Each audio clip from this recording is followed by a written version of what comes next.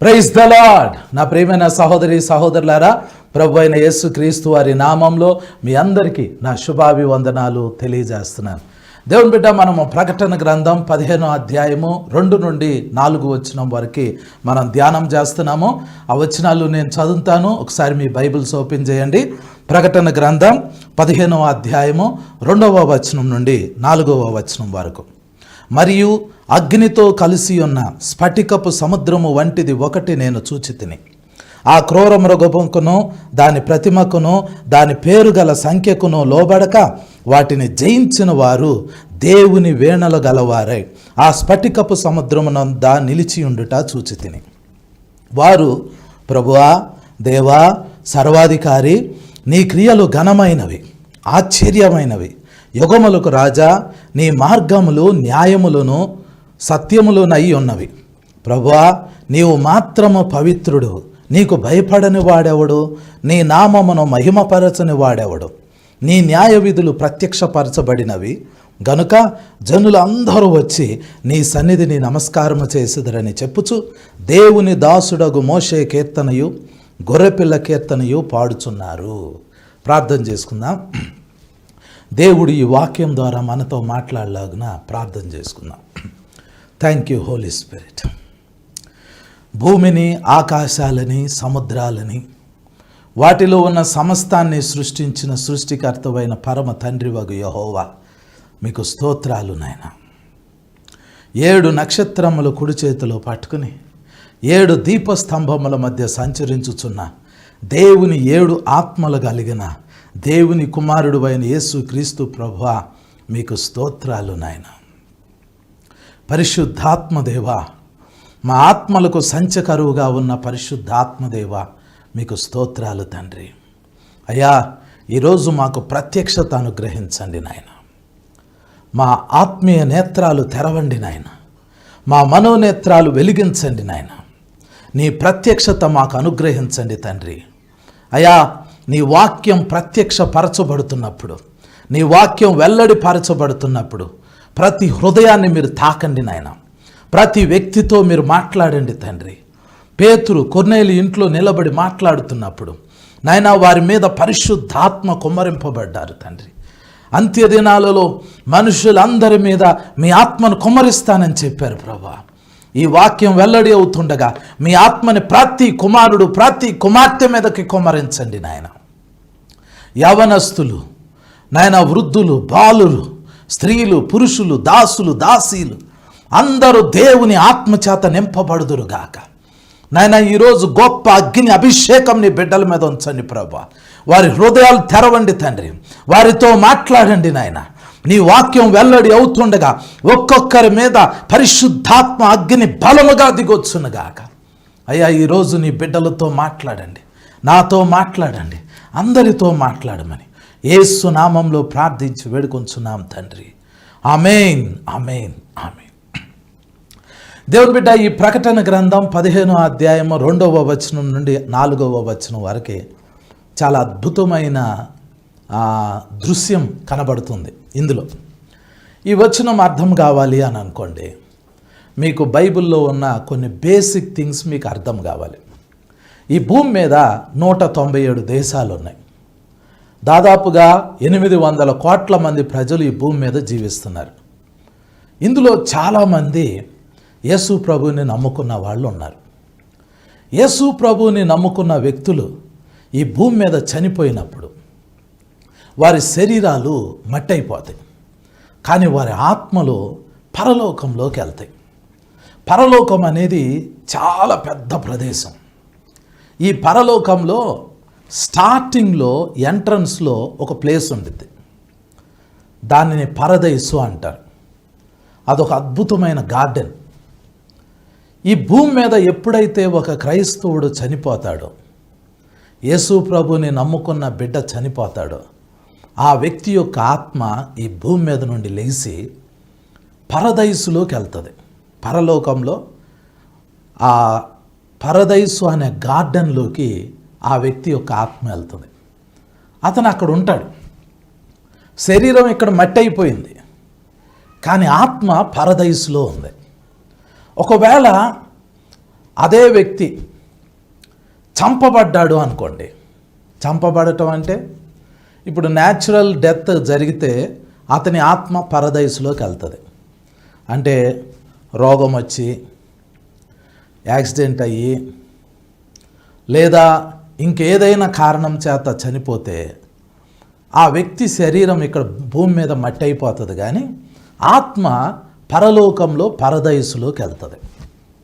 కానీ అదే వ్యక్తి ఈ భూమి మీద ఉన్నప్పుడు దేవుని వాక్యం చెప్పినందుకు, యేసు ప్రభు గురించి సాక్ష్యం చెప్పినందుకు ఎవరైనా అతన్ని చంపేశారనుకోండి, అప్పుడు అతని ఆత్మ పరదైసులోకి వెళ్ళదు. పరదైసు కూడా దాటి పరలోకంలో ఇంకా ఉన్నతమైన స్థలం ఒకటి ఉంది. దాన్ని థ్రోన్ రూమ్ అంటారు. అంటే దేవుని సింహాసనం ఉండే స్థలం. అక్కడికి వెళ్తుంది.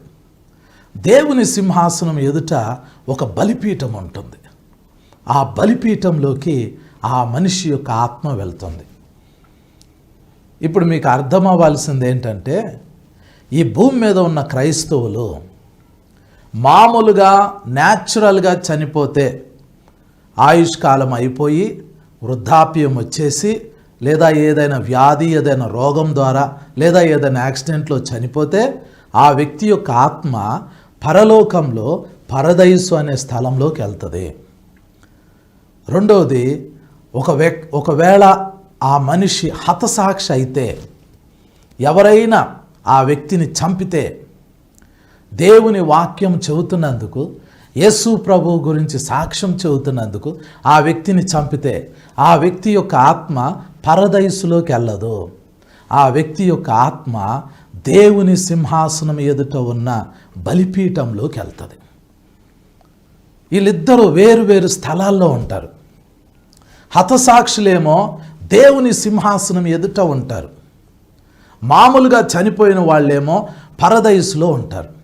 ఈ రెండు స్థలాలు పరలోకంలోనే ఉంటాయి. ఇక యేసు ప్రభుని నమ్ముకోకుండా, యేసు రక్తంతో తమ పాపాలు కడుక్కోకుండా మామూలుగా ఈ భూమి మీద ఎవరైనా చనిపోతే, వాళ్ళు చంపబడనియండి, వాళ్ళు న్యాచురల్గా చనిపోనియండి, వాళ్ళ ఆత్మలు భూమి కింద పాతాళంలోకి వెళ్తాయి. అక్కడ నరకం ఉంది, అక్కడ అగ్నిగుండం ఉంది, అక్కడ యాతనకరమైన స్థలం ఉంది. ఈ మూడు స్థలాల్లోకి మనుష్యుల యొక్క ఆత్మలు వెళ్తాయి.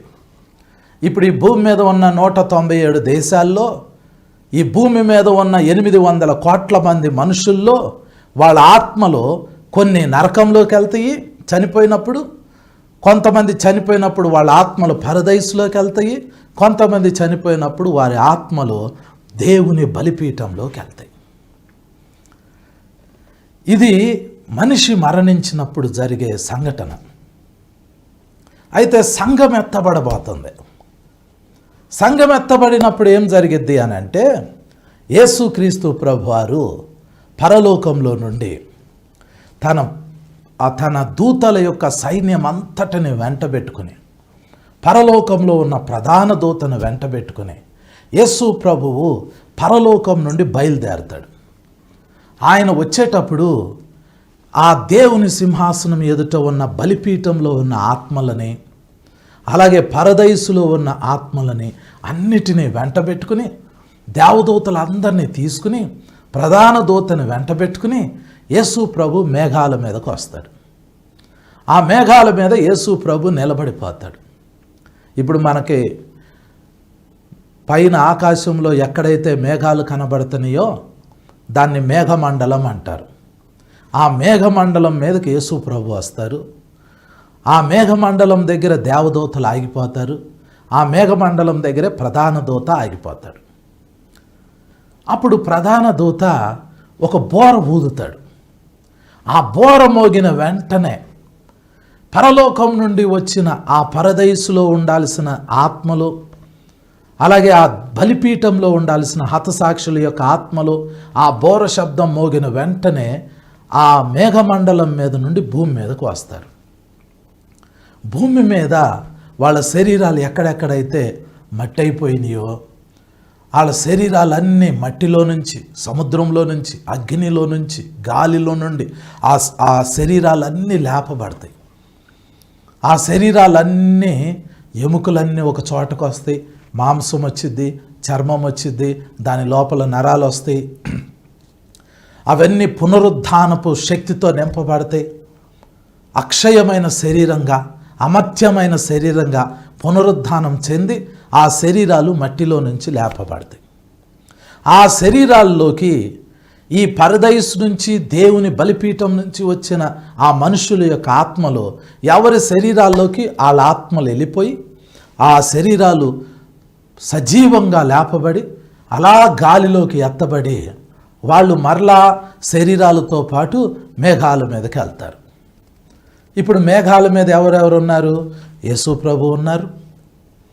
యేసు ప్రభుతో పాటు దేవదూతలు ఉన్నారు. ఆ దేవదూతలతో పాటు పరదైసు నుంచి వచ్చిన మనుషుల యొక్క ఆత్మలు శరీరాలతో పాటు అక్కడ ఉంటారు. బలిపీఠంలో ఉన్న హతసాక్షుల యొక్క ఆత్మలు శరీరాలతో పాటు మేఘాల మీద ఉంటారు. ఆ బోర శబ్దం మోగినప్పుడే ఈ ఆత్మలన్నీ శరీరాలు పొందుకుని అలా గాల్లోకి వెళ్తున్నప్పుడే ఆ శబ్దం వినిన మనము వెంటనే ఈ భూమి మీద నుంచి మనము ఎత్తబడతాం. రెప్పపాటు కాలంలో మన శరీరాలు కూడా మార్చబడతాయి. మనం కూడా ఎత్తబడి మేఘాల మీదకి వెళ్తాం. ఇక ఆ మేఘాల మీద నుండి యేసు ప్రభువు మనల్ని పరలోకం తీసుకుని వెళ్ళిపోతాడు. ఇక మనం పరలోకంలోకి వెళ్ళిపోతాం. పరలోకంలోకి వెళ్ళేటప్పుడు ముందు యేసు ప్రభు ఉంటారు, దేవదూతలు ఉంటారు. మనకంటే ముందు చనిపోయి తిరిగి పునరుద్ధానులైన ఆ పరిశుద్ధులు వాళ్ళందరూ ఉంటారు. మనము ఉంటాం. అందరం కలిసి ఇలా పరలోకంలోకి వెళ్ళిపోతాం. వెళ్ళిపోతే పరలోకంలో దేవుని సింహాసనం ఎదుటి దగ్గరికి వెళ్ళి నిలబడతాం. దేవుని సింహాసనం ముందు మనం నిలబడతాం.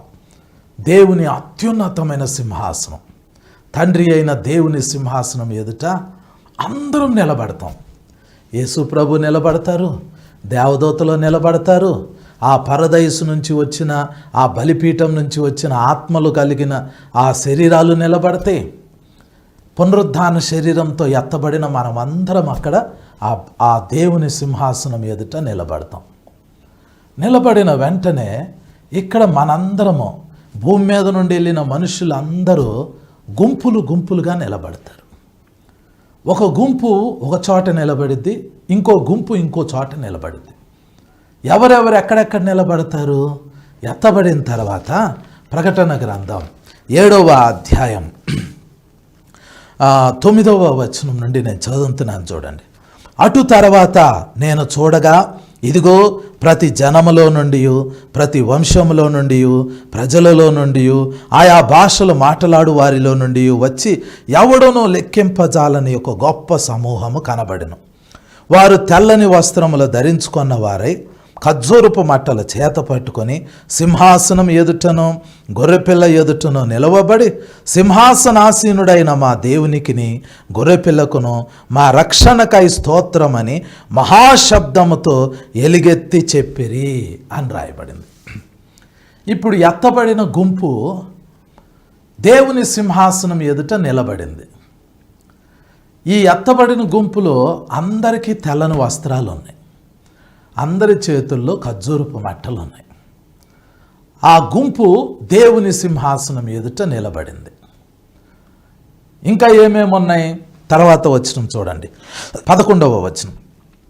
దేవదూతలందరూ సింహాసనము చుట్టూను పెద్దల చుట్టూను ఆ 4 జీవుల చుట్టూను నిలవబడి ఉండిరి.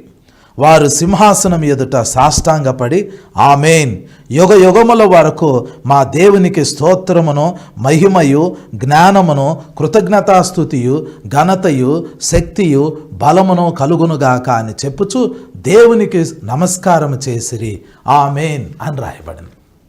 ఇప్పుడు మనం అందరం ఎత్తబడ్డాం కదా.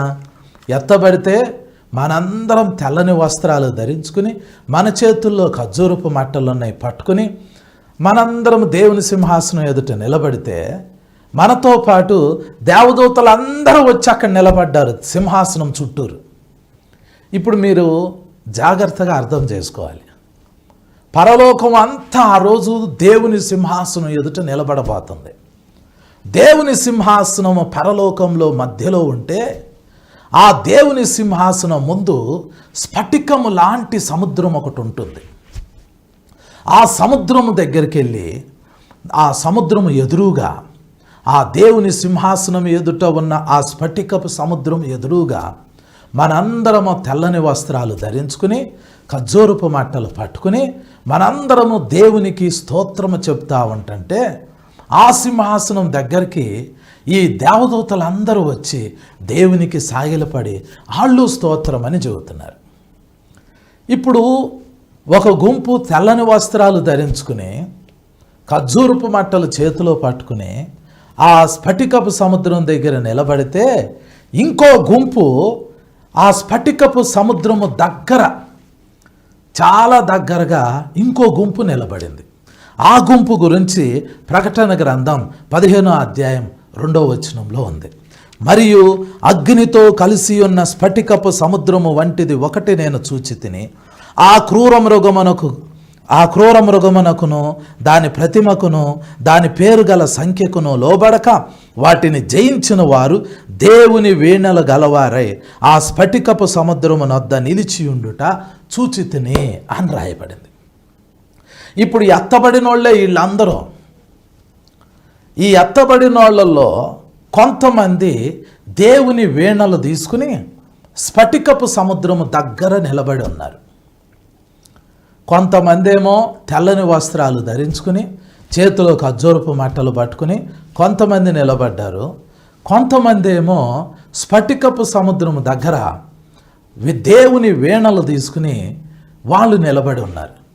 వాళ్ళెవరు, మరి మిగిలిన వాళ్ళు ఎవరు? మీకు మరలా చెప్తున్నారు, వినండి. ఆ రోజు దేవుని సింహాసనం ఎదుట ఎత్తబడిన సంఘము నిలబడబోతుంది. ఆ సింహాసనం దగ్గర ఎవరెవరు ఉండబోతున్నారంటే దేవుని సింహాసనం ఉంది, దాని ముందు స్ఫటికపు సముద్రం ఉంది. అక్కడ 24 మంది పెద్దల గుంపు ఒకటి ఉంటుంది. రెండవది ఎత్తబడిన సంఘము తెల్లని వస్త్రాలు ధరించుకుని ఖర్జూరపు మట్టలు చేతిలో పట్టుకుని నిలబడిన గుంపు ఒకటి ఉంటుంది. మూడవది దేవదూతల గుంపు ఒకటి ఉంటుంది. నాలుగవది ఈ స్ఫటికపు సముద్రం దగ్గర వీణలు పట్టుకున్న కొంతమంది నిలబడ్డారు. వీళ్ళు కూడా ఎత్తబడిన సంఘం వాళ్ళే. వీళ్ళందరూ ఎవరు? కొంతమందికేమో తెల్లని వస్త్రాలు ఖర్జూరపు మట్టలు ఇచ్చారు, కొంతమందికేమో దేవుని వీణలు ఇచ్చారు. వీళ్ళందరూ ఎత్తబడిన వాళ్ళే, వీళ్ళందరూ ఎత్తబడిన సంఘమే. కానీ కొంతమందికి తెల్లని వస్త్రాలు ఖర్జూరపు మట్టలు, కొంతమందికి వీణలు. మీకు వీణ వాయించడం వచ్చా? వీణను ప్లే చేస్తారా? మీకు ప్లే చేయటం వచ్చినా రాకపోయినా పరలోకం వెళ్ళిన తర్వాత వీణ ఇస్తారు కొంతమందికి, అందరికి కాదు. కొంతమందికి ఖర్జూరపు మట్టలు ఇస్తారు. వాళ్ళు వీణలు వాయిస్తూ ఉంటుంటే తెల్లని వస్త్రాలు ధరించుకున్న ఖర్జూరపు మట్టలు చేతిలో పట్టుకున్న గుంపు ఆ పాటలో దేవుణ్ణి స్తుతించడానికి వాళ్ళు కూడా ఏకీభవిస్తారు. ఇప్పుడు ఈ సీన్ పరలోకంలో జరగబోతుంది. ఇంతకు వాళ్ళెవరు, వీళ్ళెవరు? ఈ తెల్లని వస్త్రాలు ధరించుకుని చేతిలో ఖర్జూరపు మట్టలు పట్టుకున్న వాళ్ళు మహాశ్రమల నుండి వచ్చిన వాళ్ళు. ఈ వీణలు పట్టుకున్న వీళ్ళు క్రూర మృగమునకు కానీ దాని ప్రతిమకు కానీ దాని పేరు గల సంఖ్యకు కానీ లోబడక దానిని జయించిన వాళ్ళు. ఈ ఈ ఈ ఈ జాతులు, ఈ గుంపుల గురించి మీరు అర్థం చేసుకోవాలి. ఎవరు వీళ్ళు? వీళ్ళందరూ ఎత్తబడిన సంఘం వాళ్ళే. కొంతమంది మహాశ్రమల నుండి వచ్చిన వాళ్ళు. ఆ మహాశ్రమల్లో కొంతమంది క్రూర మృగానికి కానీ దాని ప్రతిమకు కానీ దాని పేరు గల సంఖ్యకు కానీ లోబడ నొల్లక దానిని జయించిన వాళ్ళు ఉన్నారు. చాలామంది ఏమనుకుంటారంటే సంఘము ఇవాళ ఎత్తబడవచ్చు, రేపు ఎత్తబడవచ్చు, ఎల్లుండి ఎత్తబడవచ్చు, ఎప్పుడైనా సంఘం ఎత్తబడవచ్చు అని అనుకుంటారు. కానీ సంఘం ఎత్తబడాలి అని అంటే సంఘము మహాశ్రమలను చూడబోతుంది, క్రూర మృగాన్ని చూడబోతుంది, వాడి విగ్రహాన్ని చూడబోతుంది, వాడి ప్రతిమను చూడబోతుంది, వాడి సంఖ్యను చూడబోతుంది. క్రూర మృగాన్ని, వాడి ప్రతిమని, వాడి సంఖ్యని చూసిన తర్వాతే సంఘం ఎత్తబడబోతుంది. సంఘం ఎత్తబడాలి. దేవుని బిడ్డ, మీకు ఒక మాట చెప్తాను వినండి. క్రీస్తు విరోధి వస్తాడు. ఆ క్రీస్తు విరోధి వచ్చినప్పుడు భూమి మీద మహాశ్రమలు వస్తాయి అని నేను చాలాసార్లు చెప్పాను. మీరు క్రీస్తు విరోధిని చూడాలి అని అనుకుంటే, అయ్యా అప్పటి వరకు మేము బతికొండొచ్చు ఉండకపోవచ్చు అని మీరు అనుకుంటే, మాకు ఈరోజే క్రీస్తు విరోధిని చూడాలి అని ఉంది అని మీరు అనుకుంటే, మీరు క్రీస్తు విరోధి యొక్క తమ్ముడిని చూడొచ్చు, వాడికి సంబంధించిన ఒక వ్యక్తిని మీరు చూడొచ్చు. ఈరోజు ఇప్పుడు ప్రజెంట్ నార్త్ కొరియాలో కిమ్ జాంగ్ ఉన్ అని ఒకడున్నాడు, నార్త్ కొరియా అధ్యక్షుడు. వాడిని చూస్తే క్రీస్తు విరోధిని చూసినట్టే. వాడికంటే క్రూరంగా ఇంకా క్రీస్తు విరోధి ఉండబోతున్నాడు. ఇక్కడ ఏం రాయబడింది? ప్రకటన గ్రంథము 15వ అధ్యాయం 2వ వచనం చూడండి. ఆ క్రూర మృగమునకును దాని ప్రతిమకును దాని పేరు గల సంఖ్యకును లోబడక వాటిని జయించిన వారు అని రాయబడింది. నార్త్ కొరియాలో చాలా భయంకరమైన పరిస్థితి ఉందండి. సంఘము ఇప్పుడప్పుడే ఎత్తబడదు. సంఘం ఎత్తబడాలంటే ఒక ప్రవచనం నెరవేరాలి. అదేంటంటే, ఈ రాజ్య సువార్త సకల జనులకి ప్రకటింపబడాలి. ఈ రాజ్య సువార్త, మీరు ప్రతిరోజు వాక్యం వింటున్నారు, మీరు ధన్యులు, మీకు అవకాశం ఉంది. కానీ ఈ భూమి మీద కొన్ని దేశాల్లో ఈ రాజ్య సువార్త ఇంకా ప్రకటింపబడలా. ఈ రాజ్య సువార్తకి కొన్ని దేశాలు ద్వారాలు మూసేసినాయి, తలుపులు మూసేసినాయి. సంఘం ఎత్తబడటానికి ముందు ఈ రాజ్య సువార్త సకల జనములకి ప్రకటింపబడాలి. సకల జనములకి ప్రకటింపబడాలి. అందరికీ ఈ వాక్యం ప్రకటింపబడాలి. ఒకసారి మత్తయి సువార్త 24వ అధ్యాయము, మత్తయి సువార్త 24వ అధ్యాయము 3వ వచనం నుండి నేను చదువుతున్నాను చూడండి. ఆయన ఒలివ కొండ మీద కూర్చుండి ఉన్నప్పుడు శిష్యులు ఆయన యొద్దకు ఏకాంతముగా వచ్చి, ఇవి ఎప్పుడు జరుగును, నీ రాకడకును ఈ యుగ సమాప్తికిని సూచనలేవి మాతో చెప్పమనగా అని రాయబడింది. యేసుక్రీస్తు ప్రభువారు ఒలివ కొండ మీద కూర్చుని ఉన్నప్పుడు ఆయన శిష్యులు యేసు ప్రభు దగ్గరికి వచ్చి యేసు ప్రభుని అడిగారు, యేసయ్యా ఇవి ఎప్పుడు జరుగుతాయి, నీ రాకడ ఎప్పుడు వచ్చిద్ది, యుగ సమాప్తి ఎప్పుడు జరిగిద్ది అని యేసు ప్రభుని అడిగారు. అప్పుడు యేసు ప్రభు కొన్ని సూచనలు చెప్పారు. ఆ సూచనలు ఏంటి?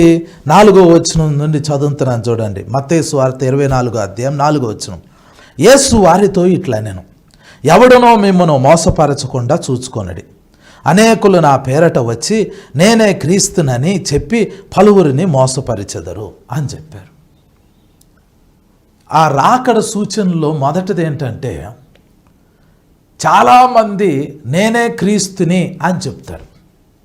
అంటే అసలైన క్రీస్తు విరోధి రాకముందు, అసలైన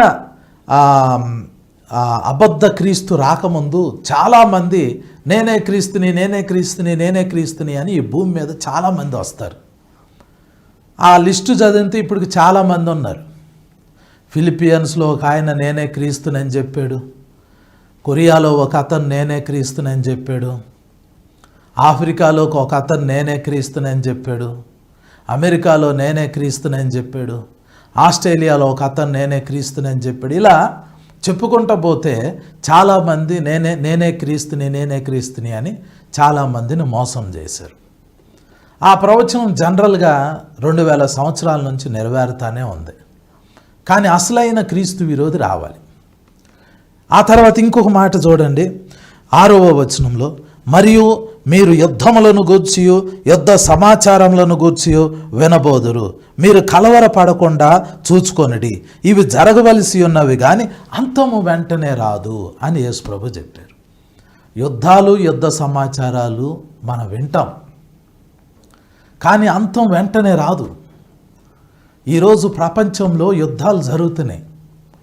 ఇప్పుడు నేను ఈ వాక్యం చెప్పే టైంలో రష్యా ఉక్రెయిన్ యుద్ధం జరుగుతుంది. ఇస్రాయేలీలు గాజా మధ్య హమాస్ తీవ్రవాదుల మధ్య యుద్ధం జరుగుతుంది. అమెరికా, యూకే యెమెన్ దేశం మీద యుద్ధం చేస్తున్నాయి. యెమెన్ దేశంలో ఉన్న హౌతీల మీద యుద్ధం చేస్తుంది. ఇరాన్ దేశము సిరియా మీద, ఇరాక్ మీద, పాకిస్తాన్ మీద యుద్ధం ప్రకటించింది. సౌత్ కొరియా, నార్త్ కొరియా యుద్ధానికి సిద్ధమవుతున్నాయి. చైనా, తైవాన్ యుద్ధానికి సిద్ధమవుతున్నాయి. ప్రపంచంలో ఎక్కడ సమాధానం లేదు. ఇప్పుడు నేను వాక్యం చెప్పే టైంలో ఇప్పుడు ఇవన్నీ యుద్ధ భూములన్నీ రెడీ అవుతున్నాయి, కానీ అంతం వెంటనే రాదు. భూకంపాలు రావచ్చు, తెగుళ్ళు రావచ్చు, నేనే క్రీస్తునని చెప్పుకునే అనేక మంది అబద్ధ క్రీస్తులు రావచ్చు, యుద్ధాలు యుద్ధ సమాచారాలు మనం వింటాము, కరువులు రావచ్చు, ఏవైనా రావచ్చు. ఇవన్నీ జరుగుతూనే ఉంటాయి. ఇవన్నీ యేసు ప్రభు రాకడికి సూచనలు.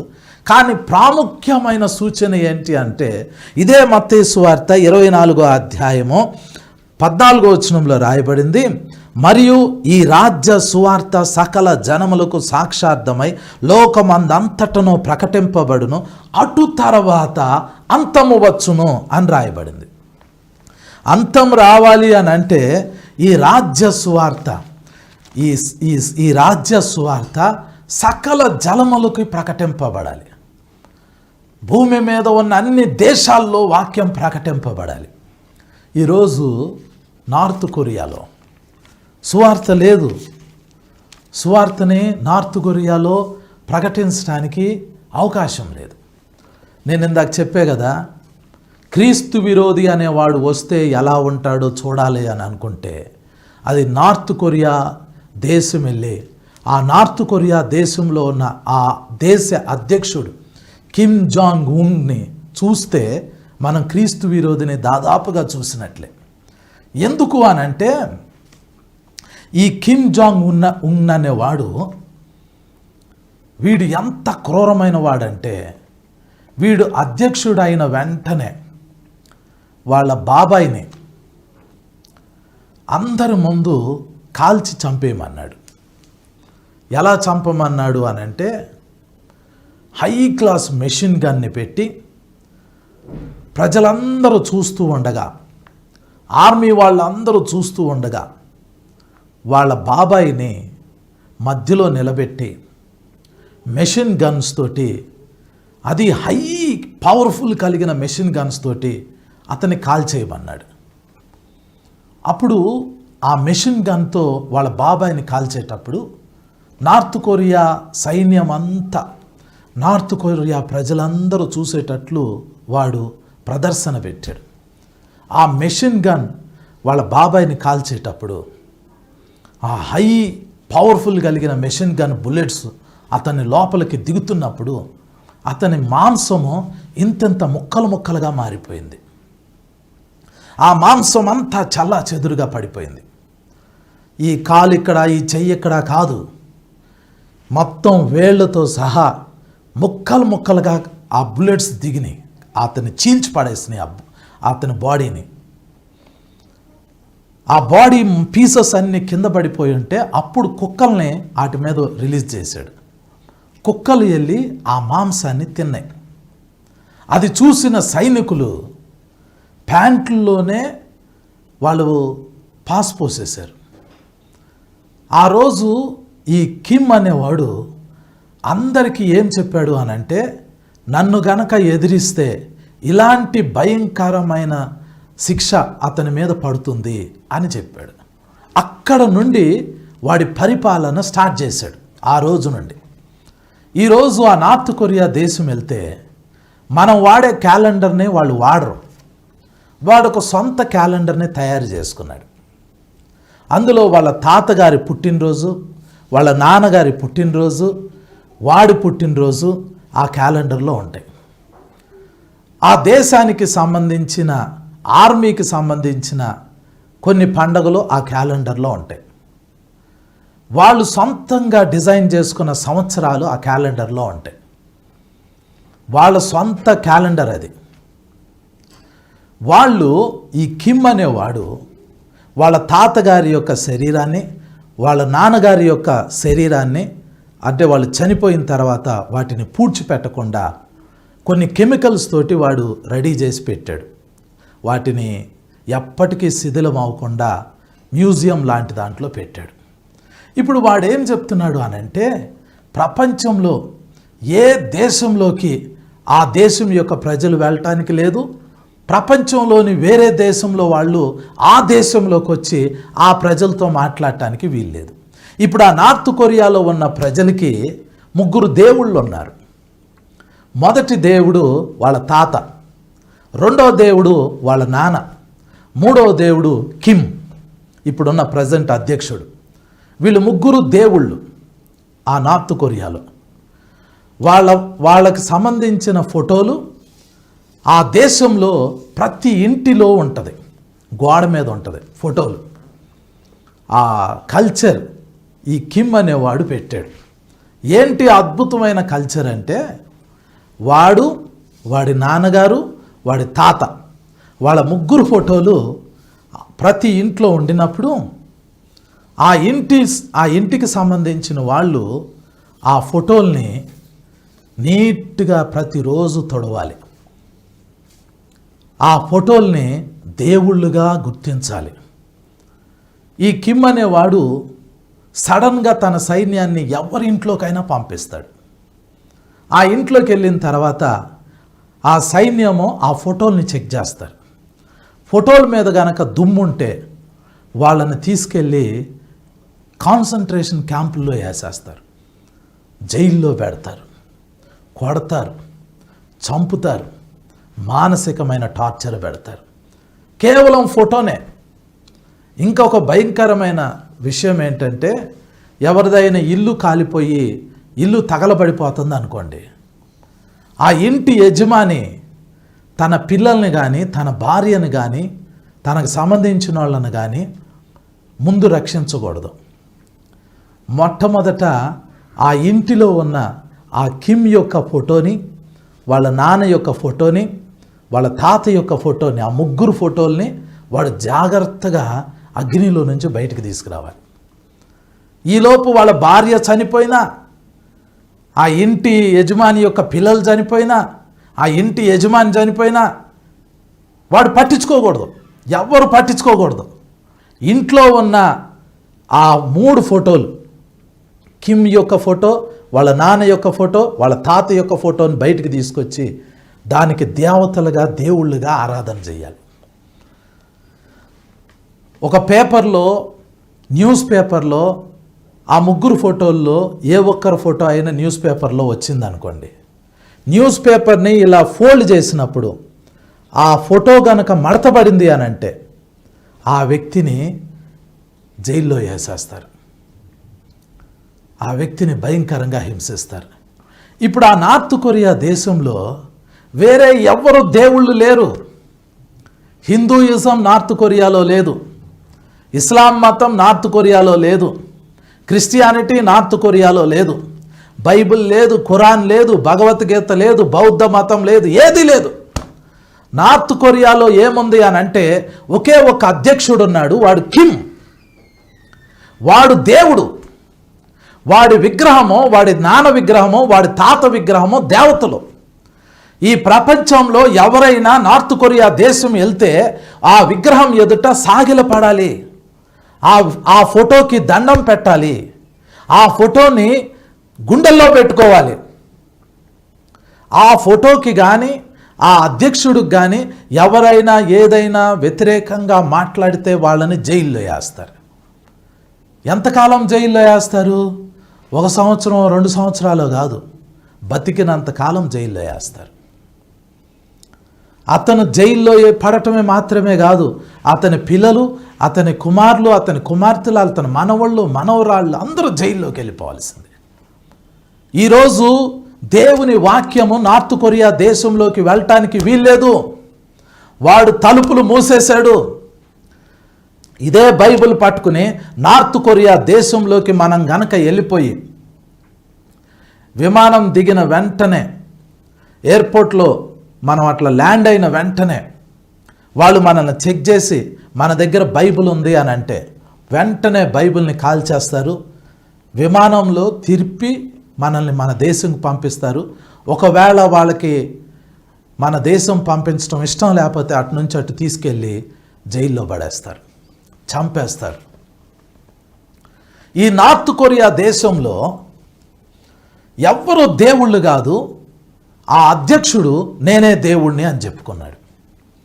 ఇంకా భయంకరమైన విషయం ఏంటంటే ఆ నార్త్ కొరియా దేశంలో పిల్లల్ని స్కూల్కి పంపిస్తే ఆడపిల్లల్ని ఆ అధ్యక్షుడు వాడి సైన్యాన్ని పంపించి ఆ స్కూల్లో ఉన్న ఆడపిల్లల్ని వాడు తీసుకుని వెళ్ళిపోతాడు. తల్లిదండ్రులు ఇక ఆ పిల్లల్ని మర్చిపోవాల్సిందే. యవనస్తులైన ఆడపిల్లల్ని కిమ్ అనేవాడు తీసుకుని వెళ్ళిపోతాడు, వాడి సైన్యం తీసుకుని వెళ్ళిపోతుంది. తల్లిదండ్రులు వెళ్ళి అయ్యా మా కుమార్తెను మాకు అప్పగించు, ఎందుకు తీసుకుని వెళ్ళావు అని అనటానికి వీల్లేదు. అలా అడిగారంటే తల్లిదండ్రులను చంపేస్తారు, ఆ పాపను చంపేస్తారు. అక్కడ తినటానికి తిండి లేదు, దేవుడు లేడు, మతం లేదు, ఆచారం లేదు. ఆ దేశంలో కిమ్ అనేవాడు దేవుడు, వాడు బొమ్మ దేవత, వాడిని ఆరాధించాలి, వాడికి మాత్రమే సాగిలపడాలి, వాడు చెప్పినట్టు వినాలి, వాడికి వ్యతిరేకంగా మాట్లాడకూడదు. ఇంత ఘోరమైన సంఘటనలు నార్త్ కొరియాలో జరుగుతున్నాయి. ప్రపంచ దేశాలన్నీ అవన్నీ చూస్తూ ఉండినా కూడా నోటి మీద ఇలా ఏలేసుకుని కూర్చున్నాయి. ఎందుకు అని అంటే వాడిని ఏదైనా అన్నారు అని అనుకోండి, వాడు ఆటం బాంబ్స్ని, న్యూక్లియర్ బాంబ్స్ని, అటామిక్ బాంబ్స్ని, న్యూక్లియర్ బాంబ్స్ని వాడు రిలీజ్ చేసేస్తాడు. ప్రపంచం నాశనం అయిపోతుంది. అందుకని వాడు జోలికి ఎవరు వెళ్ళట్లా. అంత భయంకరమైనోడు ఈ కిమ్ అనేవాడు. వాడంత భయంకరంగా ఉంటే క్రీస్తు విరోధి ఇంకంత భయంకరంగా ఉండబోతున్నాడో చూడండి. క్రీస్తు విరోధి వచ్చి వాడంటాడు నేనే దేవుణ్ణి అంటాడు. నార్త్ కొరియా అధ్యక్షుడు అన్నాడు నేనే దేవుణ్ణి అన్నాడు. క్రీస్తు విరోధి వచ్చి అంటాడు నా ప్రతిమకు మొక్కాలి అంటాడు. నార్త్ కొరియాలో ఆ అధ్యక్షుడిని మొక్కాలి, వాడు బొమ్మకు మొక్కాలి, వాడి ఫోటోకి మొక్కాలి, వాడికి వ్యతిరేకంగా మాట్లాడకూడదు. క్రీస్తు విరోధి వచ్చినప్పుడు వాడు ప్రతిమకు మొక్కాలి, వాడి సంఖ్య వేయించుకోవాలి. ఇప్పుడు అలాంటి సిచ్యువేషన్లో నార్త్ కొరియాలో ఎవ్వరు తిరుగుబాటు చేయలేకపోతున్నారండి. ఎవరు తిరుగుబాటు చేయట్లా.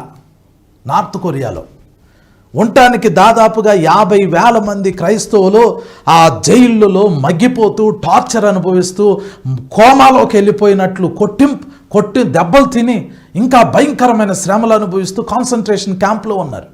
ఈరోజు నార్త్ కొరియాలో బైబిల్ లేదు, సువార్త లేదు, వాక్యం లేదు, ప్రార్థన లేదు. బైబిల్ తీసుకుని ఆ దేశంలోకి వెళ్ళిపోయి యేసే క్రీస్తు అని చెప్పే వ్యక్తి లేడు. ఆ దేశంలో ఉంటున్న ప్రజలు ఎవరికి ఈ రాజ్య సువార్త తెలీదు. మీరు వింటున్న ఈ వాక్యం కానీ యేసు క్రీస్తు అనే పేరు కానీ వాళ్ళెవ్వరికీ తెలీదు. బైబిల్ ఏం చెప్తుంది అని అంటే అంతం రావాలి అని అంటే ఈ రాజ్య సువార్త సకల జనములకి ప్రకటింపబడాలి. అలాంటి దేశాలు బైబిల్ ఈ భూమి మీద ఇంకా ఉన్నాయి. తుర్క్మెనిస్తాన్ అని ఒక దేశం ఉంది. ఆ దేశంలో కూడా బైబిల్కి అలవ్ లేదు, వేరే మతాలకి అలవ్ లేదు. సెంటినెలీస్ అని ఒక ద్వీపం ఉంది, వాళ్ళకి అసలు యేసు ప్రభు గురించే తెలియదు. ఈ రాజ్య సువార్త సకల జనములకి ప్రకటింపబడాలి. ఈ రాజ్య సువార్త సకల జనములకి ప్రకటింపబడేంత వరకు అంతం రాదు. అయితే అంతం రాబోయే ముందు ఈ వాక్యము ప్రతి దేశంలో, ప్రతి జాతి ప్రజలకి, ప్రతి గోత్రంలో ఉన్న ప్రజలకి, ప్రతి ద్వీపంలో ఉన్న ప్రజలకి ఈ రాజ్య సువార్త ప్రకటింపబడింది. ఈ రాజ్య సువార్త ప్రకటింపబడే దినాల్లో భూమి అందంతటా సువార్త ప్రకటింపబడుతున్నప్పుడు అప్పుడు క్రీస్తు విరోధి వస్తాడు. వాడొచ్చి ఏం చేస్తాడు? వాడొచ్చి ఇశ్రాయేలీలతో 7 సంవత్సరాల నిబంధన చేస్తాడు. ఈ 7 సంవత్సరాల నిబంధన జరిగిన మొదటి దినం నుండి 7 ఏళ్ల శ్రమల కాలం ప్రారంభమవుతుంది. ఈ 7 ఏళ్ల శ్రమల కాలం ప్రారంభమైనప్పుడు ఈ క్రీస్తు విరోధి హింసలు ప్రారంభమవుతాయి. క్రీస్తు విరోధి హింసలు ప్రారంభమైన దినాల్లో సంఘం ఎత్తబడింది. క్రీస్తు విరోధి అనేవాడు రావాలి. ఇప్పుడు నార్త్ కొరియా అధ్యక్షుడు కిమ్ అనేవాడు నార్త్ కొరియా ప్రజల్ని ఎంత ఘోరంగా హింసిస్తున్నాడు, అంతకంటే ఘోరంగా హింసించే ఒకడు ఈ భూమి మీద రాబోతున్నాడు. వాడు వచ్చినప్పుడు ఏమేం జరగబోతుంది? ప్రకటన గ్రంథం 15వ అధ్యాయం 2వ వచనం మళ్ళీ చదువుతున్నాను చూడండి.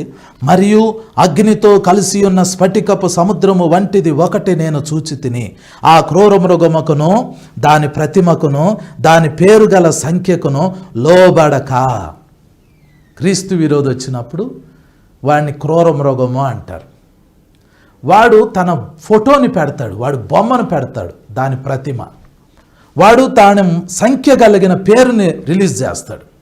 వాడు పేరు గల సంఖ్య ఒకటి రిలీజ్ చేస్తాడు. ఈ 3 రావాలి.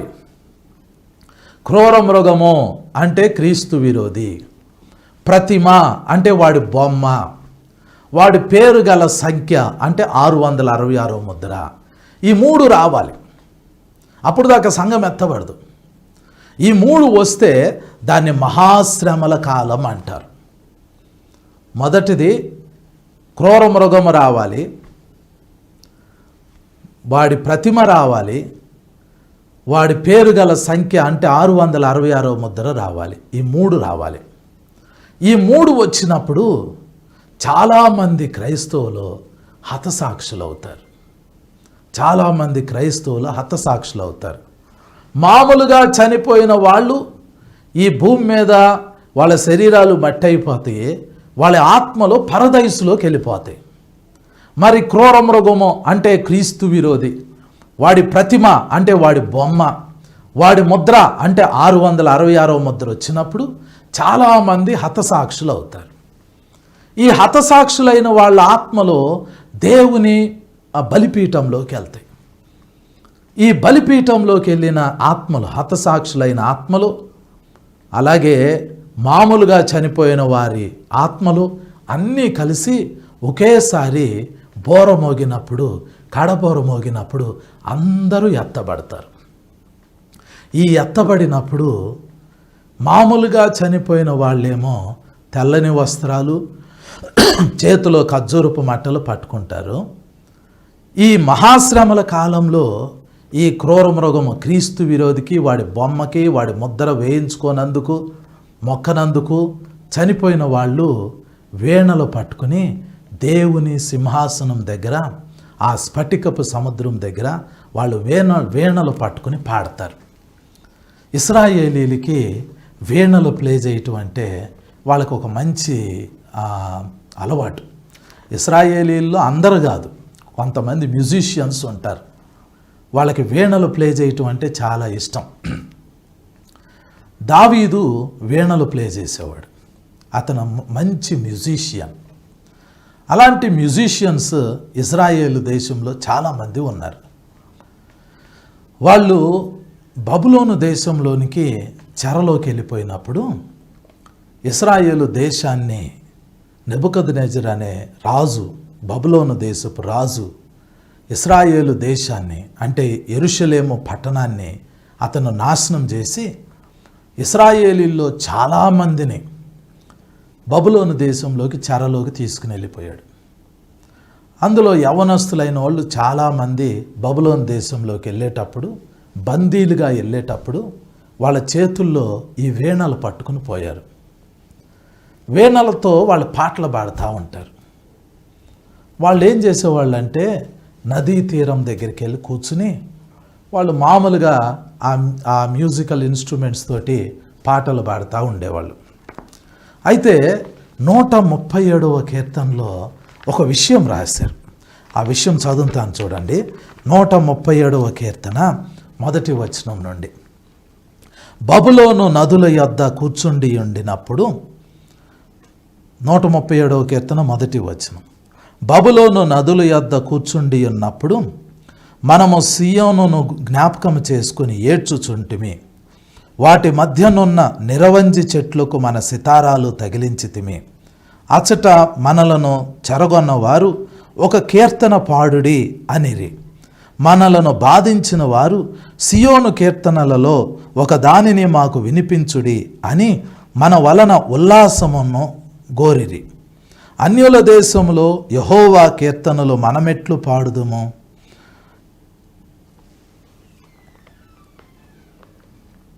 యెరూషలేమా, నేను నిన్ను మరచిన ఎడల నా కుడి చెయ్యి తన నేర్పు మరచునుగాక. నేను నిన్ను జ్ఞాపకము చేసుకొనని ఎడల నా ముఖ్య సంతోషము కంటే నేను యెరూషలేమును హెచ్చుగా ఎంచని ఎడల నా నాలుక నా అంగిటికి అంటుకొనుగాక అని రాయబడింది.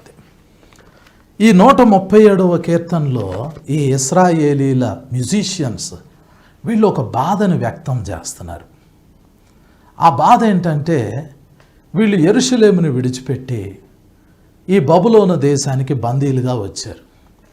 సితారాలు, వీణలు ఇవన్నీ వాళ్ళు ఆ బబులోను దేశానికి తీసుకెళ్ళారు. మామూలుగా వాటిని ప్రాక్టీస్ చేసుకుంటూ ఉన్నారు. నదీ తీరాన వాళ్ళు కూర్చుని ఉండినప్పుడు బబులోను వాళ్ళు వచ్చి ఈ ఇశ్రాయేలీలు పిల్లలతో అనేవాళ్ళు, అరే బాబు, మీరు పాటలు బాగా పాడతారంట కదా, సియోను గీతాలు అని మీకు ఉంటాయి అంట కదా, ఆ పాటలు పాడండి అని వాళ్ళని అడిగారు. ఎప్పుడైతే వాళ్ళు ఆ మాటలు అడిగారో వీళ్ళ హృదయాల్లోకి ఆ మాటలు గుచ్చుకుపోయాయి. ఎందుకంటే సియోను అంటే యెరూషలేము. యెరూషలేము సియోను అనే ప్రాంతంలోనే వాళ్ళ పితరులు కట్టించిన ఆ యెహోవా మందిరం ఉంది. దాన్ని బబులోను వాళ్ళు కూలగొట్టేశారు. ఇప్పుడు ఈ సియోను గీతాలు పాడాలి అని వాళ్ళు అడినప్పుడు వాళ్ళకి యెరూషలేము మందిరం గుర్తొచ్చింది. అది బబులోను వాళ్ళు కూల్చేశారు. వాళ్ళ దేవుడు గుర్తొచ్చాడు, వాళ్ళ నిబంధనలు గుర్తొచ్చినాయి, వాళ్ళ దేశం గుర్తొచ్చింది, వాళ్ళ పాటలు గుర్తొచ్చినాయి. అవి ఎప్పుడైతే గుర్తొచ్చినాయో వాళ్ళ పట్టణం కాలిపోవటం, వాళ్ళ మందిరం పడిపోవటం, వాళ్ళు చెదిరిపోవటం ఇవన్నీ మనసులోకి వచ్చినప్పుడు వాళ్ళు ఇక పాట పాడలేక వాళ్ళ హృదయంలో దుఃఖం వచ్చేసి ఆ సితారాలు, ఆ వీణలో తీసి ఆ నది పక్కన నిరవంజి చెట్లుంటే వాటికి తగిలించి ఏడ్చేవాళ్ళంట. అలాంటి వాళ్ళకి వీణలు ఇచ్చినా సితారాలు ఇచ్చినా వాళ్ళు పాడలేరు, వాళ్ళు పాడరు. ఎందుకంటే అన్నీ కోల్పోయారు. వాళ్ళు బబులోను దేశంలో బందీలుగా ఉన్నారు. బబులోను ప్రజలు వచ్చి మీరు పాట పాడండి అని అనినప్పుడు, సియోను గీతాలు పాడండి అని అనినప్పుడు వాళ్ళ కళ్ళల్లో నుంచి నీళ్ళు వచ్చినాయి. ఎందుకంటే సియోనులో ఉన్న దేవుని మందిరాన్ని బబులోను వాళ్ళు కూలగొట్టేశారు. యెరూషలేము పట్టణం తగలబడిపోయింది. ఇప్పుడు ఏమని పాటలు పాడతారు? ఓడిపోయి బందీలుగా ఉండి దాస్యంలో ఉండి చెరలో ఉన్న వాళ్ళు ఏం పాటలు పాడతారు? సితారాలు నిరవంజి చెట్లకి తగిలించేశారు. వీణలు ఇచ్చిన, సితారాలు ఇచ్చిన వాళ్ళు పాటలు పాడలేరు. ఇప్పుడు ఎత్తబడిన సంఘము పరలోకంలోకి వచ్చేసింది. పరలోకంలోకి వచ్చినప్పుడు కొంతమంది తెల్లని వస్త్రాలు ధరించుకుని చేతిలో ఖర్జూరపు మట్టలు పట్టుకొని ఉంటే, కొంతమంది ఆ స్ఫటికపు సముద్రం దగ్గర నిలబడి వీణలు పట్టుకుని పాటలు పాడుతున్నారు. ఇప్పుడు ఈ తెల్లని వస్త్రాలు వేసుకుని చేతిలో ఖర్జూరపు బట్టలు పట్టుకున్న వాళ్ళ దగ్గరికి, ఈ వీణలు వాయించే వాళ్ళ దగ్గరికి మనం వెళ్ళి, అయ్యా ఎందుకు మీరు పాటలు పాడుతున్నారు, ఎందుకు ఇంత సంతోషంగా ఉన్నారని ఎవరైనా అడిగారు అనుకోండి, వాళ్ళు ఏం చెప్తారో తెలుసా? మేము మహాశ్రమల నుండి వచ్చిన వారమే. అయితే మేము క్రూర మృగానికి కానీ, వాడి ప్రతిమకు కానీ, వాడి పేరు గల సంఖ్యకు కానీ లోబడలేదు, మేము వాటిని జయించాము. జయించి మా దేవునికి మేము పాటలు పాడుతున్నాం. వాళ్ళు వీణలు వాయిస్తున్నారు, వీళ్ళు ఖర్జూరపు మట్టలు చేతిలో పట్టుకున్నారు. అందరు కలిసి ముక్త కంఠంతో దేవాతి దేవునికి స్తుతి చెల్లిస్తారు, ఆరాధన చెల్లిస్తారు. ఆ రోజు వాళ్ళు 2 ప్రాముఖ్యమైన పాటలు పాడుతున్నారు. ఎత్తబడిన సంఘం అంటే మనమే 2 ప్రాముఖ్యమైన పాటలు పాడుతున్నారు. మొదటి పాట ఈ 4వ వచనంలో ఉంది చూడండి. ప్రకటన గ్రంథం 15వ అధ్యాయము 4వ వచనంలో ఆఖరి లైన్లో ఉంటుంది చూడండి. దేవుని దాసుడగు మోషే కీర్తనయు గొర్రెపిల్ల కీర్తనయు పాడుచున్నారు. దేవుని బిడ్డ 2 పాటలు పాడుతున్నారు. 2 గుంపులుగా ఉన్న ప్రజలు. ఒక గుంపేమో వీణలు పట్టుకుని స్ఫటికపు సముద్రం దగ్గర నిలబడి వీణలు వాయిస్తూ ఉంటే, వాళ్ళ వెనకాల తెల్లని వస్త్రాలు వేసుకుని చేతిలో ఖర్జూరపు మట్టలు పట్టుకున్న 2వ గుంపు. ఈ 2 గుంపులు పాటలు పాడుతున్నారు. ఎవరు రాసిన పాటలు? 1 దేవుని దాసుడగు మోషే కీర్తన, 2 గొర్రెపిల్ల కీర్తన పాడుతున్నారు. ఇంతకుముందు మోషే కీర్తన గురించి నేను ఆల్రెడీ చెప్పాను. ఐగుప్తు దేశంలో ఫరో అనే రాజు ఇశ్రాయేలీల్ని దాదాపుగా 430 సంవత్సరాల పాటు వాళ్ళని హింసించినప్పుడు, ఆ హింసలు భరించి ఆ దాస్యత్వంలో నుంచి విడిపింపబడి ఎర్ర సముద్రాన్ని పాయలు చేసి దేవుడు వాళ్ళని బయటికి తీసుకొచ్చినప్పుడు అప్పుడు మోషే ఒక కీర్తన రాశాడు. ఆ కీర్తన ఆ రోజు పాడారు. అది నిర్గమాకాండం 15వ అధ్యాయంలో మనం ఆ కీర్తన చదివాం. ఆ పాట గురించి విన్నాం. మరి ఇంకో పాట ఏంటి? గొర్రెపిల్ల కీర్తన. గొర్రెపిల్ల అంటే ఎవరు? యేసు ప్రభు. యేసు ప్రభు కూడా ఒక కీర్తన అద్భుతంగా యేసు ప్రభువుకి సంబంధించిన ఒక కీర్తన ఉంది. యేసు ప్రభువుకి సంబంధించిన కీర్తన అది బహుశా యేసు ప్రభువే రాసి ఉండొచ్చు. ఆ కీర్తన ఎప్పుడు రాయబడింది? గొర్రెపిల్ల యొక్క కీర్తన అది ఎప్పుడు రాయబడిందో తెలుసా? అది యేసుక్రీస్తు ప్రభువారు పునరుద్ధానుడయ్యినప్పుడు ఆ కీర్తన రాయబడింది. ఆ రోజు ఏం జరిగిందంటే, యేసు ప్రభువు సిలువ వేయబడిన రోజు. మనందరం గుడ్ ఫ్రైడే అని జరుపుకుంటూ ఉంటాం. ఉదయం 9 గంటలకి యేసు ప్రభు సిలువ వేయబడ్డారు. మధ్యాహ్నం 3 గంటలకి యేసు ప్రభు సిలువలో మరణించారు.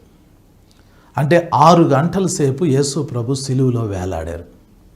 ఉదయం 9 గంటల నుంచి మధ్యాహ్నం 12 గంటల వరకు మామూలుగానే ఉంది.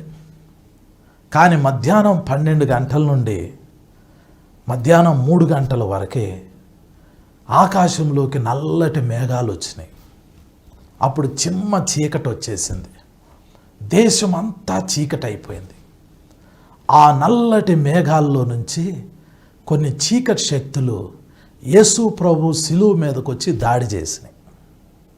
యేసు ప్రభు చేతులు 2 ఇలా మేకులు కొట్టబడి ఉన్నప్పుడు, కాళ్ళు కింద మేకులు కొట్టబడినప్పుడు ఈ చీకటి శక్తులన్నీ ఆ రోజు యేసు ప్రభు సిలువలో వేలాడేటప్పుడు దాడి చేసినాయి. దాని గురించి 22వ కీర్తనలో ఆ కీర్తనకారుడు ముందుగానే ప్రవచన రూపంగా రాశాడు. నేను చదువుతున్నాను చూడండి. కీర్తనల గ్రంథం 22వ కీర్తన 12వ వచనం నుండి నేను చదువుతున్నాను. వృషభములు అనేకములు నన్ను చుట్టుకొని ఉన్నవి, బాషాను దేశపు బలమైన వృషభములు నన్ను ఆవరించి ఉన్నవి. చీల్చుచూను గర్జించుచూను నుండు సింహము వలె వారు నోళ్లు తెరుచుచున్నారు. నేను నీళ్ల వలె పారబోయబడి ఉన్నాను, నా ఎముకలన్నీ స్థానము తప్పి ఉన్నవి. అలాగే 16వ వచనం, కుక్కలు నన్ను చుట్టుకొని ఉన్నవి, దుర్మార్గులు గుంపు కూడి నన్ను ఆవరించి ఉన్నారు అని రాయబడింది. దేవుని బిడ్డ, అలాగే 20వ వచనం, ఖడ్గము నుండి నా ప్రాణమును, కుక్కల బలము నుండి నా ప్రాణమును తప్పింపుము, సింహపు నోట నుండి నన్ను రక్షింపుము, గురుపోతుల కొమ్ముల నుండి నన్ను రక్షించి నాకు ఉత్తరం ఇచ్చి ఉన్నావు అని రాయబడింది. అంటే ఏంటనుకుంటున్నారు? వృషభములు, కుక్కలు, అలాగే గురుపోతులు, ఇవన్నీ ఏంటంటే చీకటి శక్తులు, అంధకార శక్తులు, ఆకాశంలో ఉన్న దురాత్మ సమూహాలన్నీ.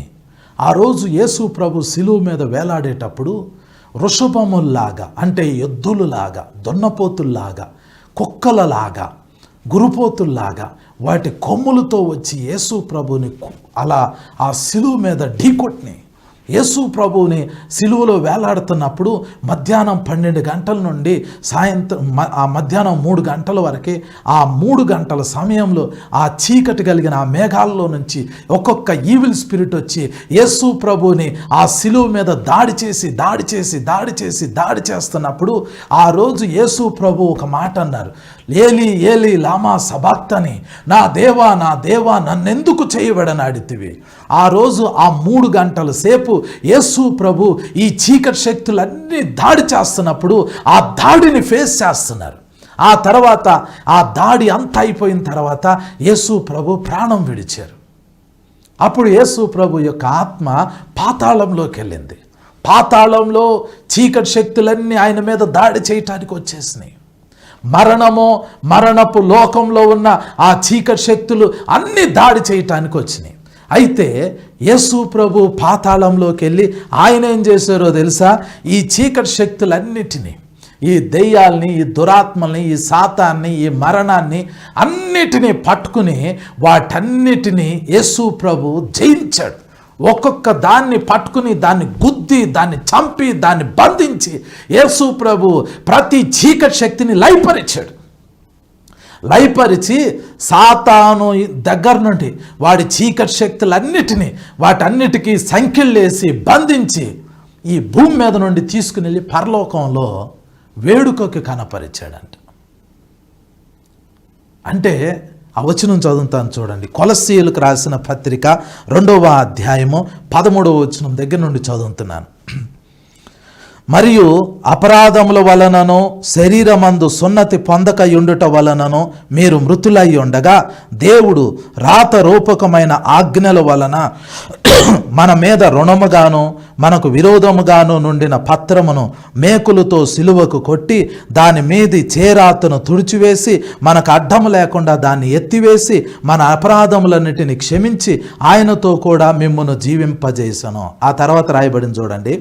ఆయన ప్రధానులను అధికారులను నిరాయుధులనుగా చేసి సిలువ చేత జయోత్సవముతో వారిని పట్టి తెచ్చి బాహాటముగా వేడుకకు కనపరచును.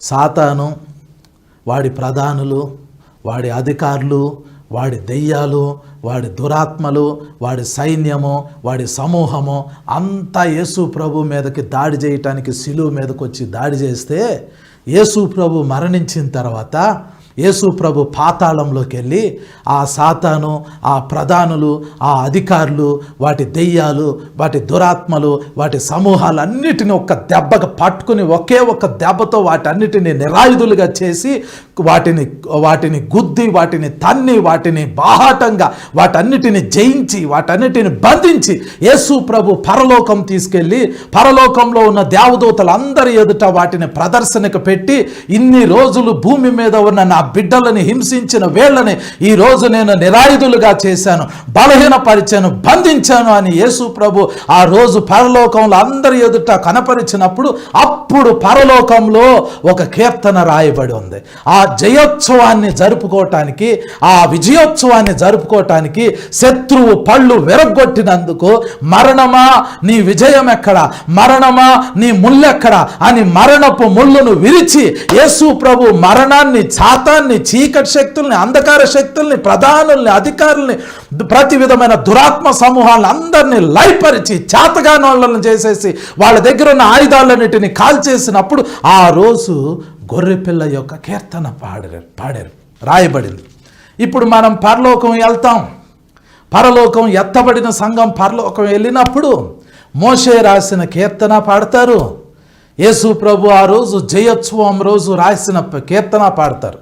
ఆ 2 కీర్తనలు పాడేటప్పుడు ఒకవేళ మనం గనక క్రీస్తు విరోధి యొక్క ముద్ర వచ్చినప్పుడు, వాడి బొమ్మ వచ్చినప్పుడు, దానికి మనం సాగిల పడకుండా, ఆ ముద్ర వేయించుకోకుండా శ్రమలు అనుభవిస్తే, అందులో గనక హతసాక్షులం అయితే, మనం ఎత్తబడినప్పుడు ఆ స్ఫటికపు సముద్రం దగ్గర మన చేతిలో వీణ ఉండిద్ది. ఒకవేళ ఆ క్రీస్తు విరోధి రాకముందు, ఆ ప్రతిమ రాకముందు, ఆ ముద్ర రాకముందు మనం గనక చనిపోతే, మన ఆత్మ పరదైస్కి వెళ్తే, మనం పునరుద్ధానం అయినప్పుడు మనకి తెల్లని వస్త్రము, చేతిలో ఖర్జూరపు మట్టి ఉండిద్ది. క్రీస్తు విరోధిని ఫేస్ చేసి, వాడి ప్రతిమ, వాడి ముద్ర ఫేస్ చేస్తే, దాన్ని జయిస్తే చేతిలో వీణ ఉండిద్ది.